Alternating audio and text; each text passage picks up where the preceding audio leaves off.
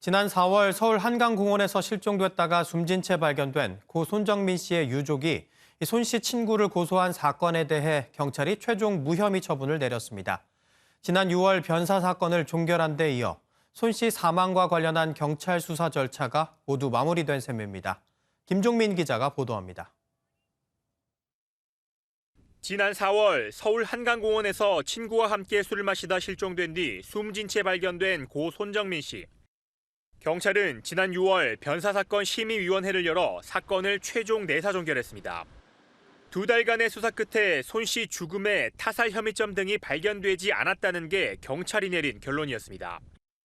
비슷한 시기 손 씨 유족은 수사를 계속해달라는 취지로 친구 A씨를 폭행 치사 혐의 등으로 고소했습니다. 이후 넉 달 만에 경찰이 A씨에 대해 무혐의 처분을 내리고 사건을 검찰에 송치하지 않기로 했습니다. 경찰은 손 씨가 사건 당일 입고 있던 옷을 국립과학수사연구원을 통해 재감정해봤지만 혐의를 입증할 만한 단서가 나오지 않은 것으로 알려졌습니다. 또 손 씨 뒤통수에 난 상처도 직접적인 사인이 아니라는 결론을 내렸습니다. 이에 대해 손 씨 아버지는 아들의 바지에서 명백한 증거를 찾았다며 타살 의혹을 거듭 제기했습니다. 손 씨 아버지는 개인 블로그를 통해 경찰서에서 손 씨 유품을 받아왔는데 바지 주머니에서 마스크를 발견했다고 밝혔습니다.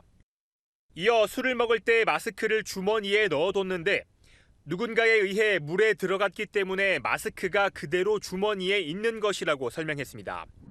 그러면서 경찰의 불송치 결정 통지를 받으면 그 내용을 보고 이의 제기할 예정이라고 밝혔습니다.